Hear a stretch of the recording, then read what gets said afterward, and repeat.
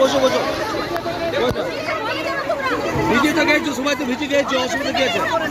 আজকে পশ্চিম বর্ধমানের মানুষ, এসসি এসটি মানুষ, খেটে খাওয়া মানুষকে উনি সম্মান দিচ্ছেন না। আমি ওনাকে বলে দিচ্ছি যে পশ্চিমবঙ্গ মানুষকে সম্মান দেবে না, এই পশ্চিমবঙ্গতে তার কোনো সম্মান থাকবে না, তার কোনো কিছু চালিয়ে নিতে পারবেন না। আজকে মা-বোনরা এই আন্দোলন চালিয়ে যাচ্ছে, আগামীকাল কিন্তু প্রত্যেকটা ঘর ঘর থেকে কোলে বাচ্চা নিয়ে রোডে এসে হিসাব নেবে এজেন্ট জিএমের কাছে।